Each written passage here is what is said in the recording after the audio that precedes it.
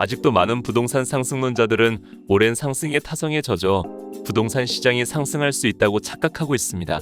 하지만 많은 부동산 폭락 신호들이 이미 부동산 폭락을 예견하고 있습니다.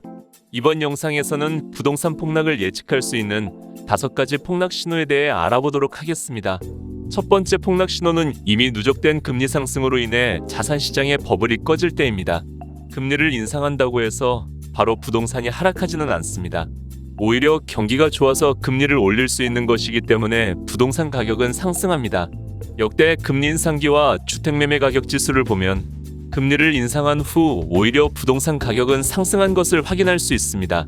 하지만 연속적으로 5-6차례 이상 금리를 올리게 되면 자산 시장이 금리의 압력을 못 견디게 되고 연속된 금리 인상으로 인해 줄어든 유동성은 본격적으로 부동산 시장에 하방 압력을 주게 됩니다.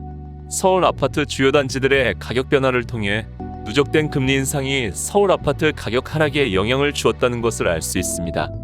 두 번째 폭락 신호는 아파트 누적 입주 물량 증가입니다. 아파트를 짓기 위해서는 일반적으로 3년이라는 시간이 필요하기 때문에 3년 후에 입주 물량을 예상할 수 있습니다. 서울, 수도권 같이 큰 도시의 경우 1년 정도 짧은 기간은 입주 물량이 많아도 충분히 소화할 수 있지만 장기적인 누적 공급량이 많아지면 이는 강력한 하락 신호가 됩니다. 누적 입주 물량이 적정 공급량을 한참 초과해 부동산 가격이 폭락한 대표적인 예는 1기 신도시와 2기 신도시 입주입니다. 1기 신도시, 2기 신도시를 발표한 후에는 토지보상금을 통해 부동산 시장의 유동성이 공급되면서 부동산 가격이 상승합니다. 하지만 입주를 시작한 후부터는 상승 추세가 꺾이면서 부동산 가격이 하락한 것을 확인할 수 있습니다. 따라서 입주 물량을 통해 누적 입주 물량이 급격하게 증가하는 3기 신도시 입주 시기를 예상함으로써 부동산 가격 폭락 시기를 예측할 수 있습니다.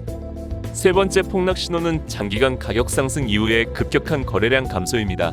부동산은 주식 시장과는 다르게 추세가 변했다고 해서 바로 가격이 떨어지지 않습니다.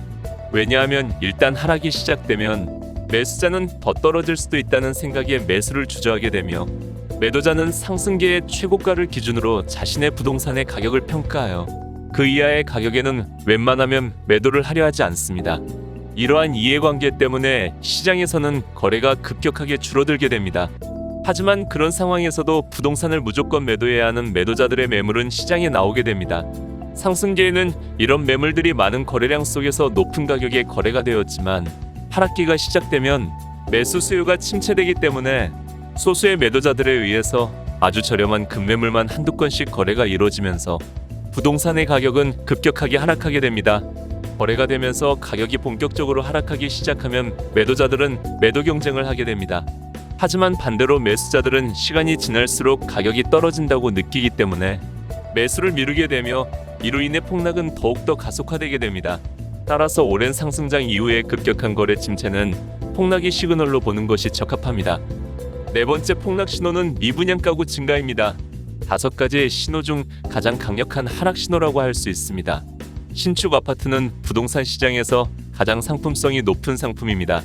이러한 신축 아파트들에서 미분양이 발생했다는 것은 이보다 상품성이 낮은 기존의 구축 아파트에 대한 수요는 이미 급격히 감소해 있다고 해석할 수 있습니다.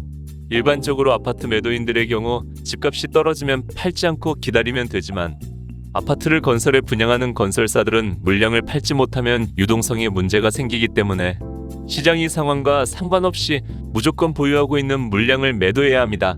그렇기 때문에 미분양이 발생하게 되면 적극적으로 물량을 매도하게 되며 시장에는 급격하게 매도 물량이 증가하게 됩니다. 매도 물량이 증가하면 기존의 아파트를 보유하고 있던 매도자들도 보유 물량을 매도하게 되면서 부동산 가격은 더 크게 하락하게 됩니다. 따라서 미분양의 발생은 부동산 폭락 신호 중 가장 강력한 신호라고 할 수 있습니다. 하지만 대량의 미분양의 증가는 어느 정도 하락이 진행된 후에 발생하게 되므로 미분양을 미리 예측할 수 있는 지표들이 폭락을 예측하는 매우 중요한 지표가 됩니다. 이 지표가 5번째 폭락 신호인 청약 경쟁률과 가점의 하락입니다. 청약 가점은 신축 아파트의 수요를 가장 잘 나타내는 지표이면서 미분양이 앞서 선행하는 지표입니다. 가점이 낮아진다는 것은 신축 아파트에 대한 수요가 적어지고 있다는 것이고 가장 상품성이 좋은 신축 아파트에 대한 수요가 적어지고 있다는 것은 이보다 상품성이 낮은 기존 구축 아파트에 대한 수요는 이미 상당 부분 줄어있다는 것으로 해석할 수 있습니다. 현재는 청약 가점과 경쟁률이 역대 최고 수준으로 상승해 있습니다. 하지만 부동산 시장이 좋지 않았던 2008년을 보면 청약 경쟁률이 역대 최저였으며 청약 통장이 아예 필요 없는 미분양 가구도 많았다는 것을 확인할 수 있습니다. 따라서 부동산 폭락 타이밍을 알기 위해서는 청약 경쟁률과 가점의 추세를 유심히 지켜볼 필요가 있습니다. 지금까지 부동산 폭락을 예측할 수 있는 5가지의 폭락 신호에 대해 알아봤습니다. 구독과 알림 설정을 통해 당신의 인생을 바꿀 수 있는 전문적인 부동산 인사이트를 꾸준히 받아보실 수 있습니다. 구독과 좋아요는 컨텐츠를 만드는데 큰 힘이 됩니다. 감사합니다.